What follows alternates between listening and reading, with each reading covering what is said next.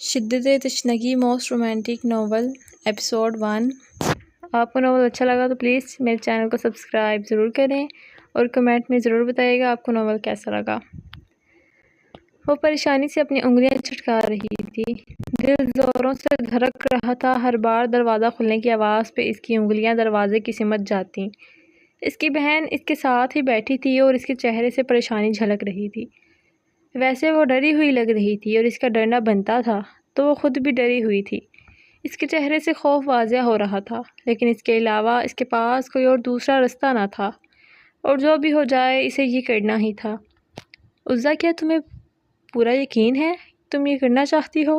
اس نے کوئی 100ویں دفعہ پوچھا تھا۔ ہسپتال آتے راستے میں بھی وہ گھر شاید 1000 بار یہ سوال پوچھ چکی تھی۔ ہاں بالکل یہی کرنا ہے۔ دیکھو میری بات سنو، اس کے علاوہ ہمارے پاس کوئی اور دوسرا راستہ نہیں ہے۔ کالج ختم ہونے والا ہے اور ہم نے کالج کی فیس دینی ہے۔ اب اس مقام پر پہنچ کر میں پڑھائی نہیں چھوڑ سکتی۔ عزا نے دنیا کا سارا بوجھ اپنے کندھوں پر محسوس کیا۔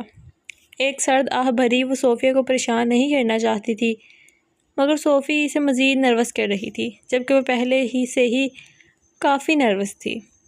میں صرف 9 ماہ بچے کو اپنے پیٹ میں رکھوں گی اور پھر ہمیں اس کے بدلے پیسے ملیں گے۔ 9 ماہ ہی ہمارے کالج ختم ہونے میں ہیں۔ اگر ہم نے فیس نہ دی تو وہ ہمیں کالج سے باہر نکال دیں گے، عزا نے آخری مرتبہ صوفی کو سمجھاتے ہوئے کہا۔ صوفی نے پریشان ہوتے اپنی انگلیاں چٹکائیں۔ اس کی سفید رنگت ماڈل جیسا سرابا خوبصورت دانت، لمبے بال اور بچوں جیسی نیلی آنکھیں، وہ ایک خوبصورت لڑکی تھی۔ جبکہ دوسری طرف عزا، جس کے صرف گنگریالے سرخ بال تھے، لائٹ براؤن آنکھیں اور بھرے بھرے پھولے ہوئے گال اور لائٹ براؤن سکن، صرف اس کے سرخ بال تھے جو اسے اس قدر حسین بناتے تھے، ورنہ وہ صوفی کی طرح خوبصورت نہ تھی۔ وہ جب بھی اپنا مقابلہ صوفی سے کرتی تو اسے احساس ہوتا کہ وہ صوفی اس سے کہیں زیادہ اٹریکٹیو، یا پھر شاید وہ کچھ انسیکیور تھی، یا پھر تھوڑی جیلس، جو کہ اس کا ہونا بنتا بھی تھا کیونکہ صوفی ایک بے حد حسین لڑکی تھی۔ لیکن جو بھی تھا، وہ اس وقت اس دہانے پر تھے کہ انہیں بہت سارا قرضہ ادا کرنا تھا، کیونکہ ان کے پاس جتنے بھی پیسے تھے وہ اپنے کالج کی فیس اور خرچے میں استعمال کر چکے تھے۔ اب اس وقت انہیں پیسوں کی شدید ضرورت تھی۔ وہ دونوں بہنیں پارٹ ٹائم جاب کرتی تھیں، لیکن پھر بھی ان کے اتنے پیسے نہیں تھے کہ ان کے پاس وہ اپنا خرچہ آسانی سے اٹھا سکیں، کیونکہ وہ کرائے پر رہتی تھی اور مشکل سے گزارا کر رہی تھی۔ کبھی کبھار تو ان کے پاس کھانے کے پیسے بھی نہیں ہوتے تھے، اس لیے وہ اس وقت اس مقام تک پہنچی تھی۔ مس عزا، ڈاکٹر کی آواز سنتے ہی وہ کھڑی ہوئی اور ڈاکٹر نے اسے اپنے آفس میں آنے کا اشارہ کیا۔ تم پریشان نہ ہونا، میں تمہارے ساتھ ہوں عزا، تم ایک اچھی سروگیٹ ماں بنو گی۔ صوفی نے اس کا ہاتھ پکڑے اس کی حوصلہ افزائی کی تو عزا نے اپنے سر ہاں میں ہلایا اور ڈاکٹر کے روم میں چلی گئی، کیونکہ اس کو اکیلا ہی اس روم میں جانا تھا۔ شکریہ آنے کے لیے عزا، میرا نام ماریا ہے۔ ہم نے جو بلڈ ٹیسٹ کیے تھے اس کے رزلٹ آ گئے ہیں اور اس سے پتہ چلتا ہے کہ آپ سروگیٹ ماں بننے کے لیے بالکل تیار ہیں۔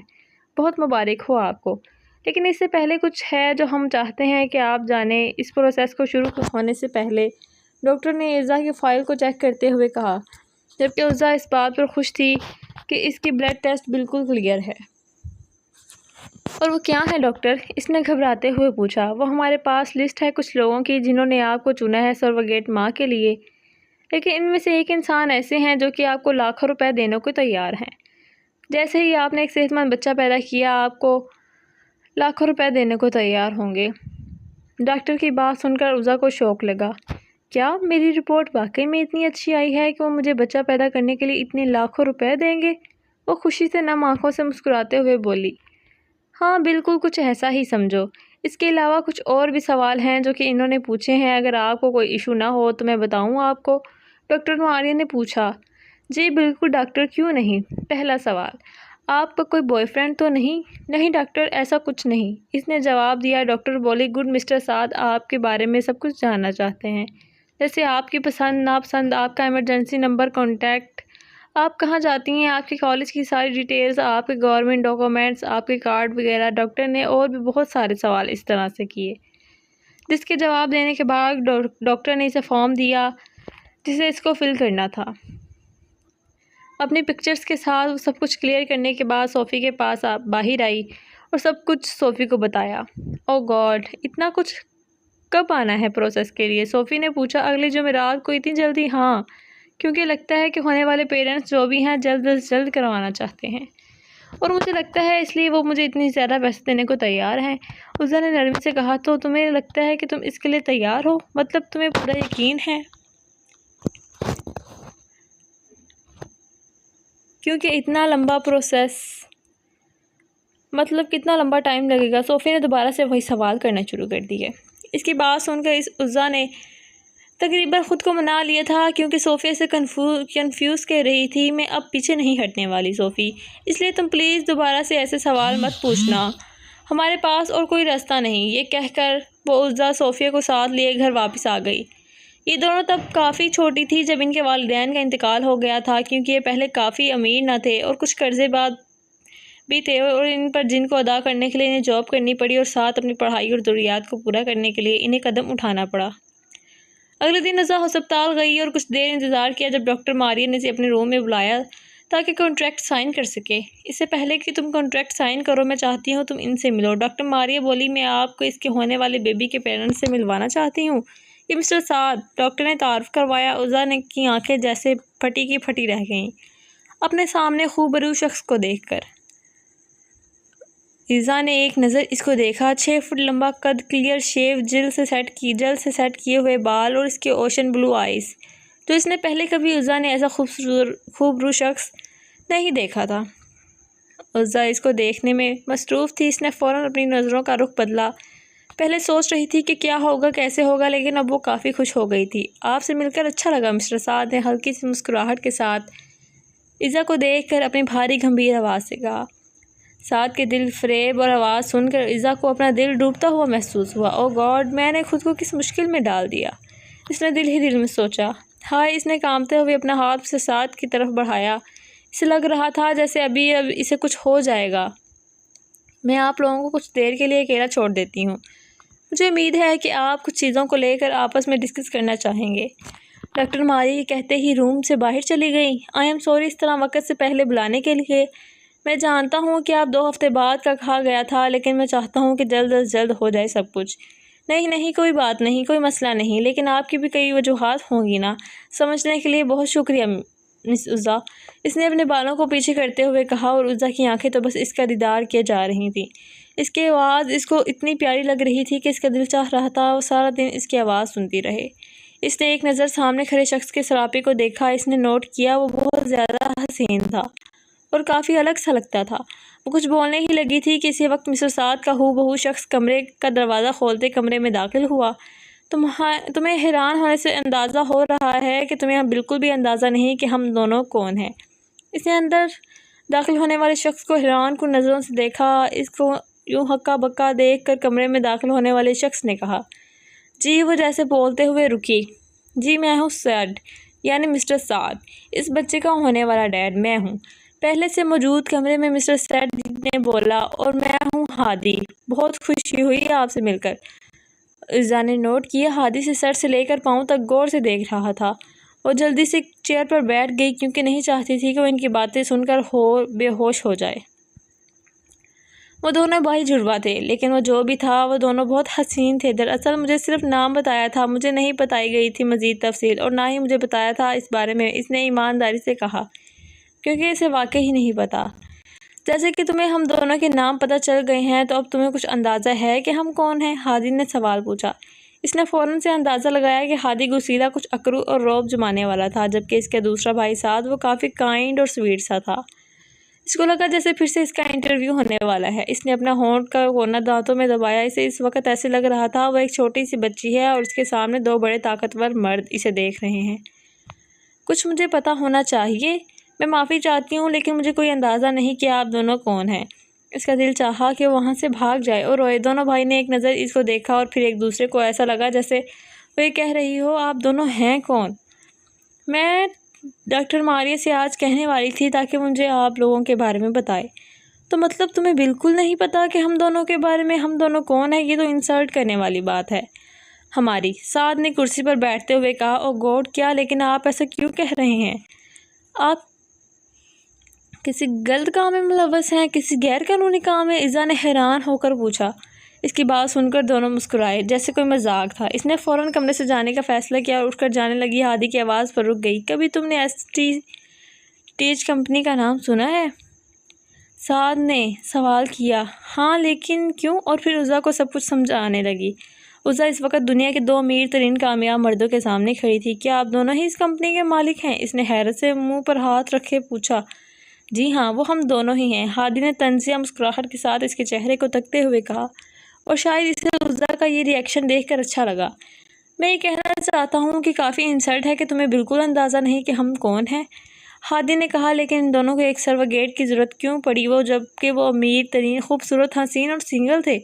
تم سوچ رہی ہوگی بھلا ہمیں کیوں ایک بچہ چاہیے ہوگا، وہ بھی ایک سروگیٹ کے ذریعے، نہ یہی سوچ رہی ہو نا؟ سعد نے سوال پوچھا۔ ہاں بالکل، آپ نے ہم کیوں کہا، جبکہ میں تو صرف مسٹر سعد کا بچہ ہی پیدا کروں گی، اس نے تھوڑا کنفیوز ہوتے کہا۔ یہ بچہ میرے بھائی کا بھی ہوگا، حالانکہ یہ بیبی اس کا بھتیجی یا بھتیجا ہوگا، لیکن میرا نہیں خیال تمہیں کچھ عجیب لگے گا، سعد نے جواب دیا۔ ہاں، اس بات سے کوئی فرق نہیں پڑتا، یہ آپ لوگوں کا مسئلہ ہے۔ کیا تم کانٹریکٹ سائن کرنے سے پہلے کچھ سوال کرنا چاہتی ہو؟ مسٹر سعد نے کہا۔ عزا نے سوال پوچھا جیسے ہی مسٹر سعد نے کانٹریکٹ ان کے ہاتھ میں پکڑائے۔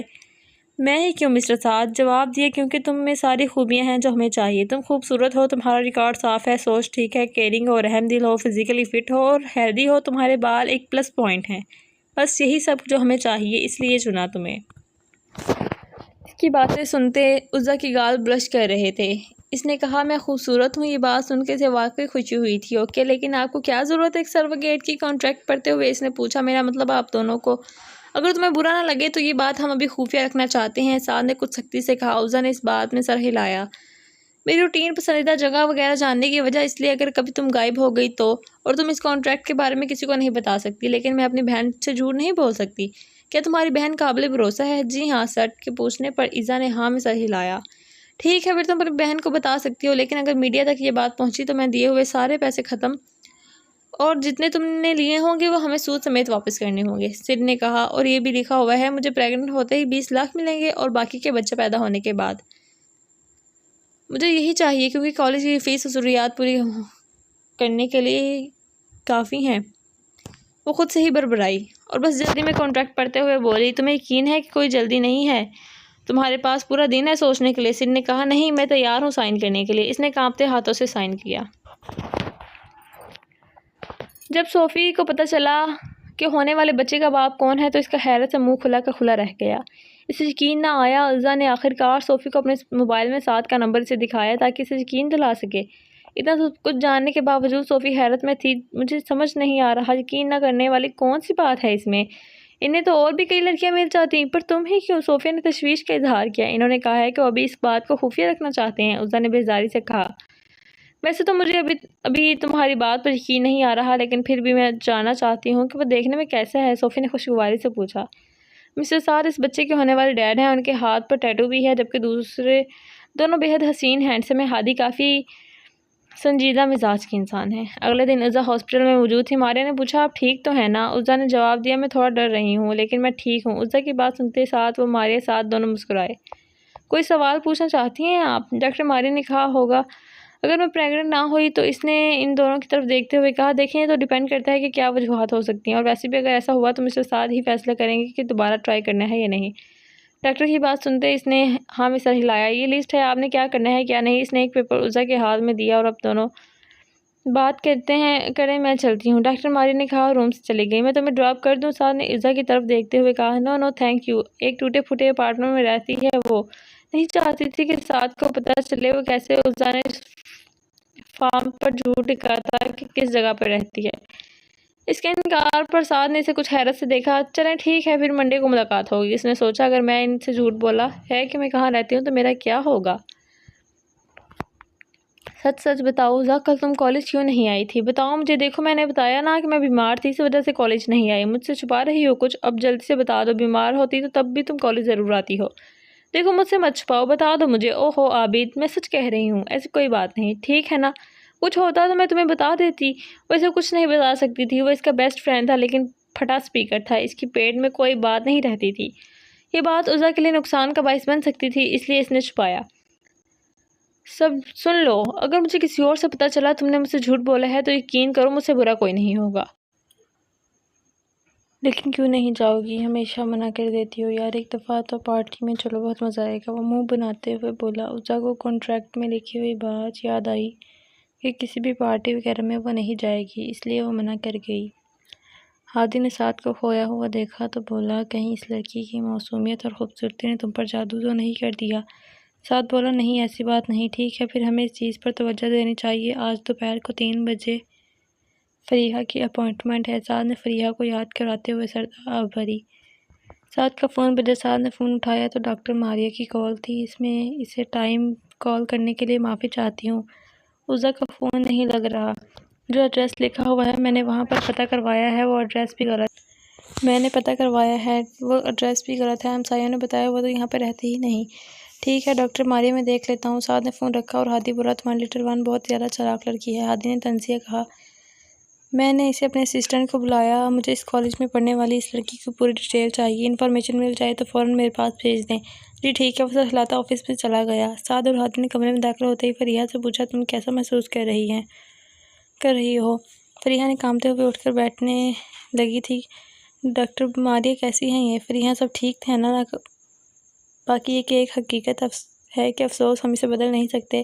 فریحہ کو اسٹیج 4 کینسر ہے، اس کے پاس 1 مہینہ ہے ابھی، پہلے کچھ دنوں سے کافی بہتر ہے۔ فریحہ ان سے چین جانے والی تھی۔ فریحہ ہادی کی زندگی کی واحد خوشی تھی، جو کہ اب دیکھ کر وہ خود کو کمزور محسوس کرتا تھا اور اسے ہسپتال میں آنا بالکل پسند نہیں تھا۔ فریحہ کو تکلیف ہوتی تھی تو وہ 2 ہفتے میں 2 ہی مرتبہ آتے تھے۔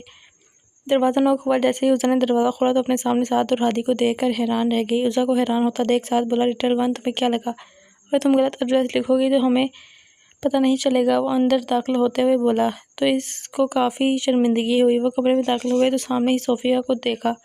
وہ بڑی آنکھوں والی لڑکی شاید عزا کی بہن تھی۔ مس عزا، کیا آپ کو پتہ ہے کہ کانٹریکٹ میں لکھے گئے رولز کے مطابق اگر آپ نے ہم سے کسی قسم کا کوئی جھوٹ بولا تو آپ پیمنٹ میں 50% کاٹ لیا جائے گا؟